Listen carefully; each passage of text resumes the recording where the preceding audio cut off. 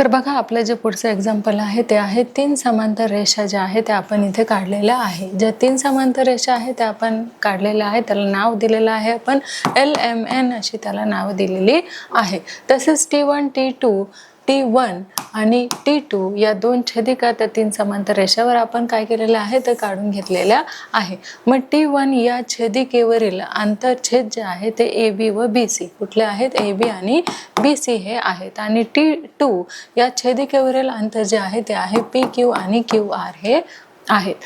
म्हणून AB छेद काय येणार आहे BC आणि PQ छेद काय येणार आहे QR। ही गुणोत्तरे काढली असता ती जवळपास सारखी आहेत असे आपल्या लक्षात येते। तर बघा अशा प्रकारे जे पुढील प्रमेय आहे ते आपण इथे अभ्यासणार आहोत। आणि ते प्रमेय जे आहे इथे आपण अशा पद्धतीने घेतलेलं आहे की 3 समांतर रेषांनी एका छेदिकेवर केलेला आंतरछेदाचे गुणोत्तर हे त्या रेषांनी दुसऱ्या कोणत्याही छेदिकेवर केलेल्या आंतरछेदाच्या गुणोत्तरा एवढे असते। म्हणजे रेषा L आता इथे कुठली आहे तर रेषा L, रेषा M आणि रेषा N ही आपण काय केलेली आहे छेदिका ज्या 3 समांतर रेषा आहेत त्या काढून घेतलेल्या आहे। T1 T2 या दोन रेषांनी त्यांना छेदलेलं आहे। म्हणजे T1 T2 या काय आहेत त्यांच्या छेदिका आहेत। म्हणजेच T1 ही छेदिका त्यांना त्या रेषांना अनुक्रमे कशामध्ये छेदते तर A B C या बिंदूमध्ये छेदते आणि T2 ही छेदिका अनुक्रमे P Q R या बिंदूमध्ये छेदते। साधे बघा काय आहे तर AB छेद BC आणि PQ छेद QR हे आपल्याला साध्य करायचं आहे। मग सिद्धांत काय आहे बघा, रेख PC काढला हा रेषाखंड रेषा M ला D बिंदूमध्ये आपण काय केलेला आहे तर तो छेदलेला आहे। मग त्रिकोण ACP, त्रिकोण AC आणि P मध्ये BD लंबरूप काय आहे तर AP आहे। म्हणून AB छेद काय आहे BC बरोबर PD छेद काय आहे DC हे एक प्रमाणाचे काय आहे मूलभूत प्रमेय आहेत। म्हणून इथे त्रिकोण CPR मध्ये DQ लंबरूप काय आहे तर CR आहे। म्हणून PD छेद DC बरोबर PQ छेद QR हे समीकरण 2 प्रमाणाचे काय आहे मूलभूत प्रमेय। मग AB छेद काय आहे BC बरोबर PD छेद DC बरोबर PQ छेद QR हे 1 व 2 वरून आपण घेतलेलं आहे। त्यानंतर AB छेद BC बरोबर काय आहे PQ छेद QR हे आहे। म्हणून बघा आपण सिद्ध केलेलं आहे AB छेद BC आणि PQ छेद QR हे आपण सिद्ध केलेलं आहे। आता पुढील काही गोष्टी आहेत ज्या आपल्याला काय करायच्या आहेत की समजून घ्यायच्या आहेत की प्रमाणाचे मूलभूत प्रमेय काय आहे। त्रिकोण ABC मध्ये जर BPA बघा BPA आणि BQC आणि रेख काय आहे PQ लंबरूप कशावर आहे तर ती AC वरती आहे। कशावरती तर AC वरती असेल तर BP काय आहे BP छेद काय येणार आहे तर BP छेद येणार आहे PA बरोबर B आणि Q छेद काय येणार आहे QC येणार आहे। ह्या काही गोष्टी आहेत ज्या आपल्याला काय करायच्या आहे लक्षात ठेवायच्या आहे। आणि दुसरे जे आपले आहे ते असं आहे नियम की प्रमाणाच्या मूलभूत प्रमेयाच्या व्यत्यास त्रिकोण PQR मध्ये जर PSQ आणि PTR आणि PS छेद काय असणार आहे SQ आणि PT छेद काय असणार आहे TQ म्हणजेच ST वरती लंबरूप कशावरती आहे ही QR वरती आहे। मग आपलं जे तिसरं आहे ते आपण इथे घेतलेलं आहे की तिसरं जे समीकरण आहे ते आपण घेतलेलं आहे त्रिकोणाच्या कोनदुभाजकाचे प्रमेय त्रिकोण ABC चा BD हा काय आहे दुभाजक असेल। बघा त्रिकोण ABC चा BD हा काय आहे तर त्याचा कोन दुभाजक आहे। चौथं जे आहे ते आपण इथे घेतलेलं आहे की 3 समांतर रेषा व त्यांच्या छेदिका यांचा गुणधर्म रेषा AX रेषा काय आहे AX लंबरूप काय आहे तर BY त्याला लंबरूप आहे CZ आणि रेषा L व रेषा M ह्या त्यांच्या काय आहेत तर त्या छेदिका आहेत। साठी आपण इथे काय घेतलेलं आहे एक्झाम्पल घेतलेलं आहे। तर इथे जे एक्झाम्पल आहे ते बघा, त्रिकोण ABC मध्ये DE लंबरूप काय आहे BC. जर DB बरोबर काय आहे 5.4 सेंटीमीटर आहे, AD बरोबर काय आहे 1.8 सेंटीमीटर, EC बरोबर आहे 7.2 सेंटीमीटर. तर AE आपल्याला काढायचं आहे. म्हणून त्रिकोण ABC मध्ये DE काय आहे लंबरूप BC. मग AD छेद काय आहे DB बरोबर AE छेद काय आपल्याला दिलेला आहे तर AE आणि EC. ACचं आपल्याला माप दिलेलं आहे, AEचं आपल्याला काढायचं आहे. प्रमाणाचे मूलभूत प्रमेय.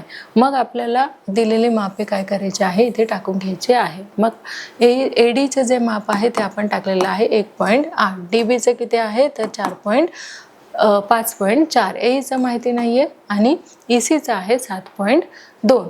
मग AE गुणिले काय येणार आहे 5.4 बरोबर 1.8 गुणिले 7.2. AE बरोबर काय येणार आहे तर 1.8 गुणिले 7.2 छेदस्थानी किती येणार आहे 5.4 बरोबर किती आलेलं आहे तर 2.4. मग AE बरोबर आपण माप काढलेलं आहे 2.4 सेंटीमीटर. आता जे दुसरे एक्झाम्पल आहे ते देखील आपण इथे घेतलेलं आहे आणि ते असं आहे की त्रिकोण PQR हा जो त्रिकोण आहे PQR मध्ये RS हा कोण R चा काय आहे तर R चा दुभाजक आहे. मग PR बरोबर दिलेला आहे बघा, PR बरोबर काय दिलेला आहे तर 15 दिलेला आहे आणि RQ बरोबर 20 आहे, PS बरोबर 12 आहे. तसेच SQ आपल्याला काढायचा आहे. म्हणून त्रिकोण PQR मध्ये RS कोण R चा काय आहे दुभाजक आहे. म्हणून PR काय येणार आहे तर PR छेद येणार आहे RQ. मग PS छेदस्थानी काय येणार आहे तर SQ हा येणार आहे. कोण दुभाजकाचा हा गुणधर्म आहे. किमती टाकलेल्या आहेत 15/20 बरोबर 12/SQ. SQ बरोबर काय आहे 12. तिरकस गुणाकार आपण इथे करून घेतलेला आहे 12 गुणिले 20 छेदस्थानी 15 बरोबर यांचा गुणाकार केला त्याला काय केलेलं आहे 15 ने भागितलेला आहे. म्हणून SQ बरोबर 16 आलेलं आहे. आणि पुढचं जे एक्झाम्पल आहे ते देखील इथे आपण घेतलेलं आहे. तर बघा जे पुढचं एक्झाम्पल आहे, दिलेल्या आकृतीमध्ये आपल्याला AB लंबरूप CD आणि लंबरूप EF जर AC बरोबर काय आहे 5.4, CE बरोबर 9, BD बरोबर 7.5 आहे तर चौकटी योग्य प्रकारे भरून आपल्याला काय करायचं आहे तर DF जो आहे तो काढायचा आहे. म्हणून AB लंबरूप काय आहे तर CD आहे, लंबरूप काय येणार आहे EF आहे. म्हणून AC छेद काय आहे CE आणि BD छेद काय येणार आहे DF. तर तीन समांतर रेषा व त्यांच्या छेदिका यांचा गुणधर्म आपण घेतलेला आहे. किमती टाकलेल्या आहेत 5.4 छेद 9 बरोबर 7.5 आणि छेद DF. तर DF बरोबर किती आलेला आहे आपला 12.5 हा आलेला आहे. पुढचे जे एक्झाम्पल आहे ते आपण इथे घेतलेलं आहे की त्रिकोण ABC मध्ये किरण BD हा कोण ABC चा काय आहे दुभाजक आहे. बघा त्रिकोण ABC मध्ये दुभाजक कुठला दाखवलेला आहे तर ABC हा त्याचा दुभाजक दाखवलेला आहे. मग ADC लंबरूप काय आहे तर DE हा आहे BC वरती. मग AE आणि B हा येणार आहे. मग सिद्ध करायचं आहे की AB छेद काय आहे तर BC बरोबर AE छेद EB हे सिद्ध करायचं आहे. म्हणून त्रिकोण ABC मध्ये किरण BD हा कोण B चा काय आहे दुभाजक आहे. मग AB छेद काय आहे BC बरोबर AD छेद DC कोण दुभाजकाचे प्रमेय आहे. हे आहे समीकरण 1. मग त्रिकोण ABC मध्ये DE लंबरूप काय आहे BC. मग AE छेद EB बरोबर AD छेद DC प्रमाणाचे मूलभूत प्रमेय 2 आपण घेतलेले आहे. म्हणून AB छेद काय आहे BC बरोबर AE छेद EB 1 व 2 वरून आपण सिद्ध केलेलं आहे. आता जे पाचवे एक्झाम्पल आहे ते देखील इथे आपण घेतलेलं आहे आणि पाचवे एक्झाम्पल जे आहे ते आपलं असं आहे की AB म्हणजेच आकृतीमध्ये जर AB लंबरूप CD लंबरूप FE तर X ची जी किंमत आहे ती आपल्याला काढायची आहे. कुठली तर A ची. मग AB बरोबर काय आहे AB लंबरूप CD आहे, लंबरूप EF आहे. मग तीन समांतर रेषा व त्यांच्या छेदिका यांच्या गुणधर्मानुसार आपण घेतलेला आहे. दिलेल्या किमती आपण घातलेल्या आहे. बघा ह्या ज्या दिलेल्या किमती आहेत त्या आपण लिहिलेल्या आहे की 12/x बरोबर 8/4. 8x बरोबर किती 48. म्हणून 8 1 8 8 48. म्हणून x बरोबर किती आलेला आहे तर 6 आलेला आहे. तसेच ई बरोबर काय आहे AC अधिक CE, 12 अधिक x 12 अधिक 6 बरोबर किती आलेला आहे 18. म्हणून x बरोबर 6 आणि AE बरोबर किती आलेला आहे तर 18 आलेला आहे. हे आपण घेतलेलं आहे. त्यानंतर 6वं जे एक्झाम्पल आहे ते आपण इथे घेतलेलं आहे. आकृतीमध्ये त्रिकोणाच्या अंतर्गत जो x हा एक कोणताही बिंदू आहे तर हा x त्रिकोणाच्या शिरोबिंदूशी जोडला आहे. तसेच रेख PQ, रेख हा जो PQ आहे लंबरूप आहे रेख DE ला. मग QR लंबरूप काय आहे तर EF आहे. तर PR लंबरूप काय करायचं आहे DF हे आपल्याला सिद्ध करायचं आहे. आणि बघा हे आपण आकृतीच्या आधारे पुढील प्रमाणे सिद्ध केलेलं आहे. तर बघा ते त्रिकोण XDF मध्ये आपल्याला PQ लंबरूप काय आहे DE हे दिलेल्या माहितीवरून आपण घेतलेलं आहे. म्हणून XP छेद काय आहे PD, XP छेद काय आहे तर PD हे आहे. म्हणून XQ छेद काय येणार आहे तर QE हे घेतलेलं आहे. एक प्रमाणाचे आपले हे मूलभूत प्रमेय आहे. म्हणून त्रिकोण XEF मध्ये आपल्याला QR लंबरूप काय येणार आहे EF दिलेल्या माहितीवरून. मग XQ छेदस्थानी आहे QE बरोबर XR छेदस्थानी आहे RF. दोन प्रमाणाचे काय आहे मूलभूत प्रमेय. मग XP बरोबर PD छेद XR छेद RF विधान 1 व 2 वरून आपण घेतलेले आहे. मग एक PR लंबरूप काय आहे DF प्रमाणाचे मूलभूत प्रमाणाचा व्यत्यास यावरून आपण हे घेतलेले आहे. आता उदाहरण 7वं जे आहे ते आपण बघणार आहोत की त्रिकोण PQR मध्ये रेख PM ही काय आहे मध्यक आहे.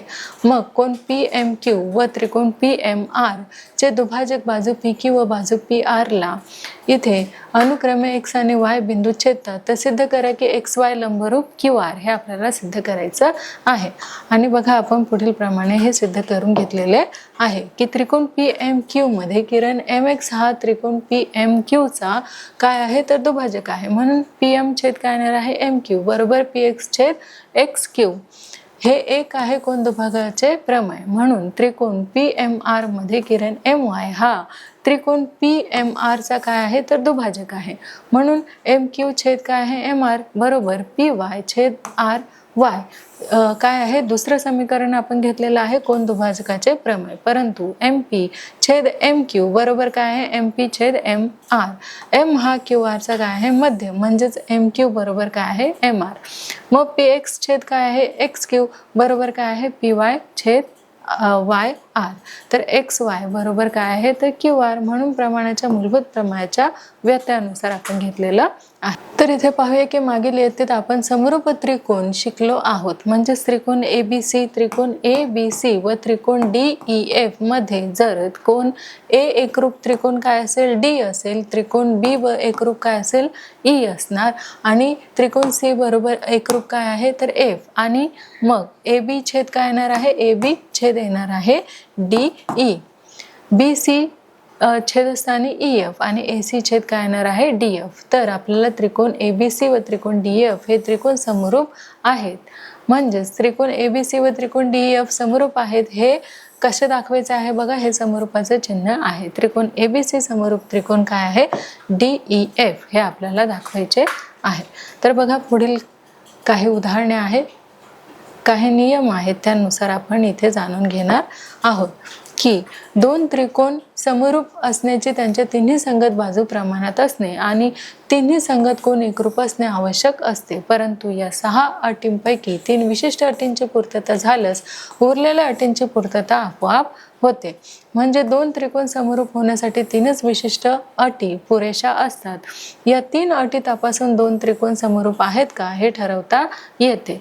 म्हणजे अशा पुरेशा अटींचा समूह म्हणजे समरूपतेच्या कसोट्या होत. म्हणून दोन त्रिकोण समरूप आहेत का हे ठरवण्यासाठी त्या विशिष्ट अटी तपासणे पुरेसे असते. आणि समरूपतेच्या को म्हणजेच काय की कोण कसोटी ही आपण आता अभ्यासणार आहोत. तर बघा, जे कोकोको कसोटी आहे त्यानुसार दोन त्रिकोणाच्या शिरोबिंदूमधील दिलेल्या एकास एक संगतीनुसार होणारे जे संगत कोण आहे एकरूप असतील तर ते त्रिकोण समरूप असतात.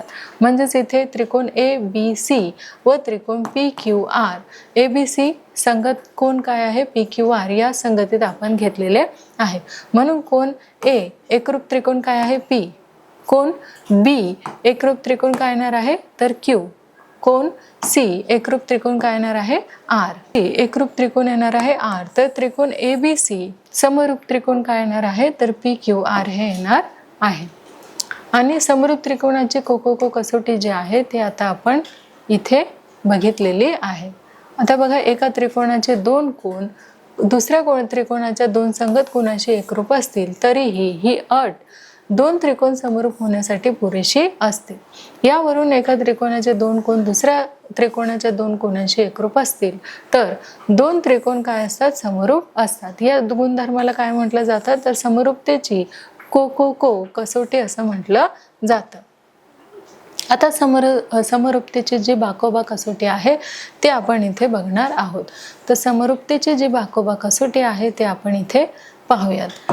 ती अशी आहे की दोन त्रिकोणाच्या शिरोबिंदूच्या एकाच एक संगतीनुसार त्याच्या संगत बाजूच्या दोन जोड्या एकच प्रमाणात असतील आणि त्या बाजूने समाविष्ट केलेले कोण एकरूप असतील तर ते दोन त्रिकोण समरूप असतात. उदाहरणार्थ दिलेला आहे बघा, जर त्रिकोण KLM बघा KLM व त्रिकोण RST मध्ये आपल्याला त्रिकोण KLM एकरूप त्रिकोण काय दाखवायचा आहे RST, म्हणजेच KL छेद काय येणार आहे RS, LM छेद काय येणार आहे ST. तर त्रिकोण KLM आणि त्रिकोण RST हे कसे आहेत तर समरूप आहे. दोन त्रिकोणाच्या शिरोबिंदूमधील एका संगतीत जेव्हा एका त्रिकोणाच्या तिन्ही बाजू दुसऱ्या त्रिकोणाच्या तिन्ही बाजूशी काय असतात एकाच प्रमाणात असतात तेव्हा ते त्रिकोण काय असतात समरूप असतात. व समरूपतेच्या या गुणधर्माला बाबाबा कसोटी असे म्हणतात. उदाहरणार्थ जर PQR बघा, PQR व XYZ त्रिकोण कुठला XYZ मध्ये जर PQ आणि YZ बरोबर काय येणार आहे QR, कुठला येणार आहे तर QR छेदस्थानी काय येणार आहे XY बरोबर PQ काय येणार आहे तर PR छेदस्थानी काय येणार आहे तर X आणि Z हे आलेले आहे. म्हणजे हे दोन्ही त्रिकोण कसे आहेत तर समरूप आहे. त्रिकोण PQR समरूप त्रिकोण काय आहे तर ZYX. समरूप त्रिकोणाचे जे गुणधर्म आहे ते आपण बघणार आहोत की त्रिकोण ABC समरूप त्रिकोण ABC परिवर्तनता म्हणजेच रिफ्लेक्सिबिलिटी याच्यामध्ये आपण पाहणार आहोत. जर त्रिकोण ABC समरूप त्रिकोण त्रिकोण DEF समरूप त्रिकोण ABC काय आहे ही सममितता आहे. मग तिसरं जे आहे ते आपण इथे घेतलेलं आहे की जर त्रिकोण ABC समरूप त्रिकोण DEF आणि त्रिकोण DEF समरूप त्रिकोण GHT तर त्रिकोण ABC समरूप त्रिकोण काय आहे तर GHI सक्रमकता हे आहे.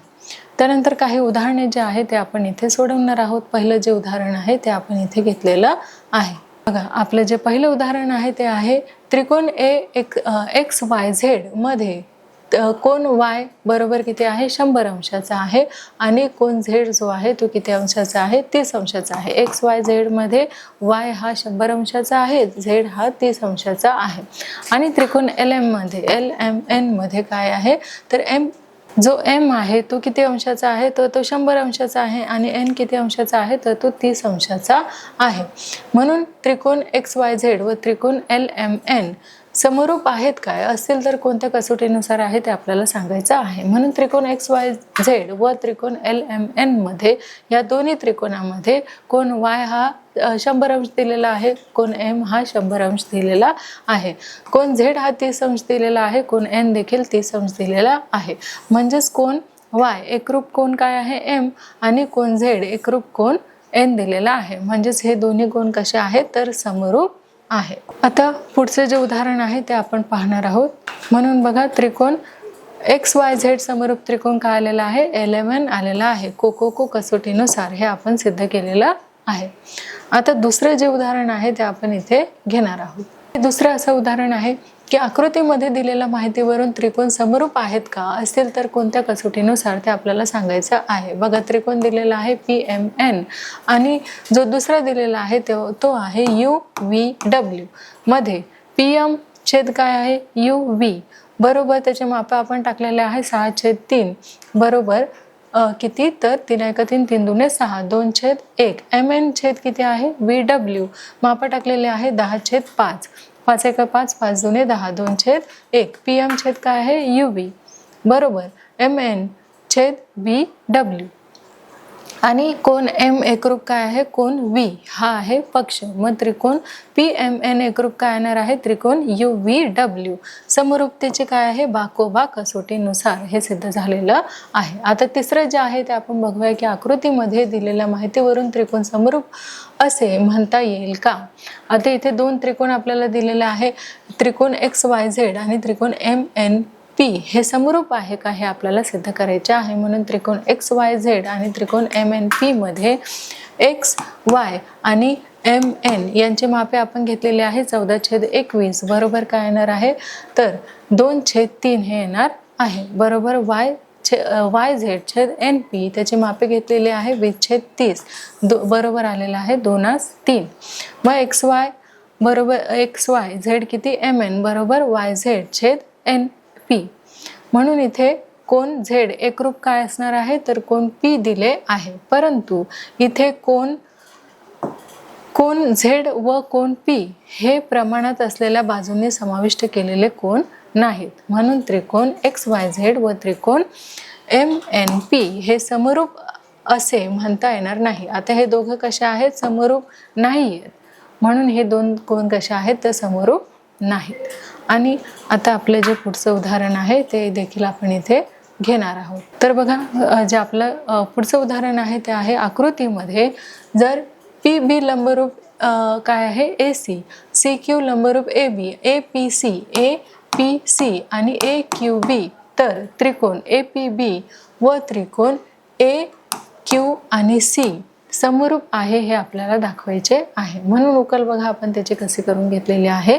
तर इथे आपण त्याची उकल केलेली आहे की त्रिकोण APB व त्रिकोण AQC मध्ये त्रिकोण APB जो आहे तो किती अंशाचा आहे तर तो APB हा 90 अंशाचा आहे म्हणजे 1 आणि AQC जो आहे AQC हा आहे 90 अंशाचा समीकरण 2.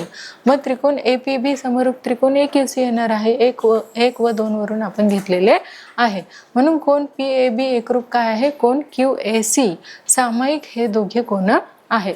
म्हणून त्रिकोण AP आणि B समरूप काय आहे तर AQC हे कोको कसोटीनुसार आपण सिद्ध केलेले आहे. आता जे पाचवं एक्झाम्पल आहे ते देखील आपण इथे घेणार आहोत आणि जे पाचवं एक्झाम्पल आहे ते आपण इथे सॉल्व करून घेतलेलं आहे की जर चौकोन ABCD चे कर्ण जे आहे ते Q बिंदूत छेदत असतील तर 2QA आणि बरोबर QC आणि 2QB बरोबर QD तर DC बरोबर 2AB हे आपल्याला दाखवायचं आहे. म्हणून 2QA काय आहे 2QA बरोबर काय आहे तर QC काय येणार आहे तर QC 2QB बरोबर QD साध्य काय करायचं आहे CD बरोबर 2AB. म्हणून सिद्ध आपण केलेला आहे 2QA बरोबर काय आहे QC म्हणून QA आणि छेद काय येणार आहे QC बरोबर 1/2 समीकरण 1. मग 2QB बरोबर काय आहे तर QD आहे QD म्हणून QB छेद काय आहे QD बरोबर काय येणार आहे 1/2 समीकरण 2. म्हणून QA छेद असताना QC बरोबर QB छेद काय आहे QD समीकरण 1 व 2 वरून आपण घेतलेले आहे. म्हणून बघा त्रिकोण म्हणून त्रिकोण AQB व त्रिकोण CQD मध्ये QA छेद QC बरोबर QB छेद QD सिद्ध केले आणि त्रिकोण AQB एकरूप काय आहे त्रिकोण DQC परस्पर विरोधी कोण आहेत. म्हणून त्रिकोण AQB समरूप त्रिकोण काय आहे CQD. संगत बाजू प्रमाणात कुठल्या आहेत बघा तर AQ छेद CQ बरोबर QB छेद काय आहे QD बरोबर AB छेद CD. मग इथे ए क्यू छेद काय आहे, सी क्यू आहे, बरोबर 1/2. म्हणून ए बी छेद सी डी बरोबर काय येणार आहे, 1/2 येणार आहे. बरोबर 2AB बरोबर काय केलेलं आहे, सी डी. हे आपण सिद्ध केलेलं आहे. आता 6वं जे एक्झाम्पल आहे ते आपण पाहणार आहोत की आकृतीमधील त्रिकोण समरूप आहेत का, असेल तर कोणत्या कसोटीनुसार आहे ते आपल्याला सांगायचं आहे. इथे त्रिकोण काय दिलेला आहे, PQR आणि त्रिकोण LMN मध्ये PQ छेद काय दिलेला आहे, PQ छेद LM दिलेला आहे. त्याच्या किमती टाकलेल्या आहे 6/3 बरोबर. 6 3 1 3 3 2 6 म्हणून 2 आलेले आहेत. आता QR छेद काय आहे तर MN आहे. किमती टाकलेल्या आहे 8/4 बरोबर काय आलेला आहे, 4 1 4 4 2 8. परंतु PR छेद LN बरोबर काय आहे तर 10/5 बरोबर 5 1 5 5 2 10. म्हणून PQ छेद LM बरोबर QR छेद MN बरोबर काय आलेला आहे, PR छेद LN. मग त्रिकोण PQR समरूप त्रिकोण LMN समरूपतेची बाबा कसोटीनुसार आपण सिद्ध केलेलं आहे. आता जे पुढचं एक्झाम्पल आहे ते आपण इथे पाहूया. जे 7वं एक्झाम्पल आहे ते आपण घेतलेलं आहे की आकृतीमध्ये ABC त्रिकोण ABC मध्ये बाजू BC वर D हा काय आहे तर बिंदू आहे. मग त्रिकोण BAC बरोबर त्रिकोण ADC तर सिद्ध करा की CA वर्ग बरोबर CB गुणिले CD. म्हणून सिद्धता आपण केलेली आहे की त्रिकोण ABC मध्ये कोण BAC बरोबर काय आहे, कोण ADC. मग कोण C बरोबर काय आहे, कोण C परावर्तनता. मग त्रिकोण BAC समरूप त्रिकोण काय आहे, ADC समरूपतेची को कसोटी. AB छेद काय आहे तर AB छेद येणार आहे AD आणि CB छेद येणार आहे CA बरोबर. CA छेद काय आहे CD. मग CB छेद CA बरोबर CA छेद CD बरोबर. CA गुणिले CA बरोबर CB गुणिले काय आहे CD. मग CA वर्ग बरोबर काय आहे, CB गुणिले CD हे आहे. आता प्रमेय जे आहे ते आपलं पुढचं असं प्रमेय आहे की जर 2 त्रिकोण समरूप असतील तर त्याच्या क्षेत्रफळाचे गुणोत्तर हे त्याच्या संगत भुजांच्या वर्गाच्या गुणोत्तरा एवढे असतील. मग पक्ष बघा काय आहे की त्रिकोण ABC आणि त्रिकोण काय आहे PQR हे 2 आहे. मग त्याच्यावरती AD लंबरूप काय आहे तर BC हा आहे. BC वरती AD काय आहे, लंबरूप आहे. आणि PS जो आहे तो QR वरती काय आहे, लंब आहे. साध्य काय करायचं आहे बघा, एरिया ऑफ त्रिकोण ABC छेद एरिया ऑफ त्रिकोण PQR बरोबर AB वर्ग छेद PQ वर्ग बरोबर BC वर्ग छेद QR वर्ग बरोबर AC वर्ग छेद PR वर्ग. मग सिद्धांतामध्ये बघा एरिया ऑफ त्रिकोण ABC छेद एरिया ऑफ त्रिकोण PQR बरोबर BC गुणिले AD छेद QR गुणिले PS बरोबर काय येणार आहे, BC छेद QR गुणिले AD छेद काय येणार आहे तर PS येणार आहे. हे आहे समीकरण 1. मग त्रिकोण ABD व त्रिकोण PQS मध्ये कोण B बरोबर काय आहे, कोण Q हे आहे पक्ष. मग कोण ADB बरोबर काय आहे, कोण PSQ बरोबर काय दिलेला आहे तर 90 अंश दिलेला आहे. मग को कसोटीनुसार त्रिकोण ABD समरूप त्रिकोण PQS हे आहे को कसोटीनुसार. म्हणून AD छेद काय आहे PS बरोबर AB छेद PQ हे समीकरण 2 आहे. मग त्रिकोण ABC समरूप त्रिकोण काय आहे PQR आहे. AB छेद PQ बरोबर BC छेद QR बरोबर AC छेद PR हे आहे समीकरण 3. मग 2 व 3 वरून आपण घेतलेलं आहे एरिया ऑफ त्रिकोण ABC छेद एरिया ऑफ त्रिकोण PQR हे आपण घेतलेलं आहे बरोबर. BC छेद काय आहे QR आहे गुणिले AD छेद PS बरोबर काय आलेलं आहे BC छेद QR आलेलं आहे गुणिले BC छेद QR बरोबर BC वर्ग छेद QR वर्ग बरोबर. AB वर्ग काय आलेला आहे PQ वर्ग बरोबर आलेला आहे AC वर्ग छेद PR वर्ग. आपल्याला हे सिद्ध करायचं होतं जे आपण केलेलं आहे. तर पहा मुलांना, आपलं जे पुढचं एक्झाम्पल आहे ते आपण बघणार आहोत की त्रिकोण ABC एकरूप त्रिकोण PQR व त्रिकोण ABC बरोबर 16 व त्रिकोण PQR बरोबर किती आहे 25 हे आहे. मग हे जे एक्झाम्पल आहे ते आपण इथे सॉल्व करून घेतलेलं आहे आणि ते असं आहे की तर AB छेद PQ या गुणोत्तराची आपल्याला किंमत काढायची आहे. म्हणून त्रिकोण ABC एकरूप त्रिकोण PQR. म्हणून एरिया ऑफ त्रिकोण ABC छेद एरिया ऑफ त्रिकोण काय आहे PQR बरोबर AB वर्ग छेद PQ वर्ग. समरूप त्रिकोणाच्या क्षेत्रफळाचे गुणोत्तर संगत बाजूच्या वर्गाचे गुणोत्तर एवढे असते. म्हणून 16 छेद काय आहे 25 बरोबर AB वर्ग छेद PQ वर्ग. AB वर्ग छेद PQ वर्ग बरोबर काय आहे 4.4/5 वर्गमुळे घेऊ. म्हणून AB वर्ग छेद PQ वर्ग बरोबर किती आलेले आहे 4.5 ही वर्गमुळे घेऊन आपण केलेली आहे. आता जे दुसरे एक्झाम्पल आहे ते आपण इथे पाहणार आहोत आणि आपलं दुसरे एक्झाम्पल जे आहे ते आपण इथे सॉल्व करून घेतलेलं आहे. दोन समरूप त्रिकोणाच्या संगत भुजांचे गुणोत्तर 2:5 आहे. तर लहान त्रिकोणाचे क्षेत्रफळ 64 सेंटीमीटर असेल तर मोठ्या त्रिकोणाचे क्षेत्रफळ जे आहे ते किती आहे. म्हणून त्रिकोण ABC समरूप त्रिकोण PQR हे मानू. मग त्रिकोण ABC हा लहान त्रिकोण व त्रिकोण PQR हा मोठा त्रिकोण आहे असे देखील आपण मानूयात. म्हणून एरिया ऑफ त्रिकोण ABC छेद एरिया ऑफ त्रिकोण PQR बरोबर 2 वर्ग छेद 5चा वर्ग बरोबर 2चा वर्ग आहे 4, 5चा आहे 25, 4/25 समरूप त्रिकोणाच्या क्षेत्रफळांचे ही काय आहे गुणोत्तरे आहे.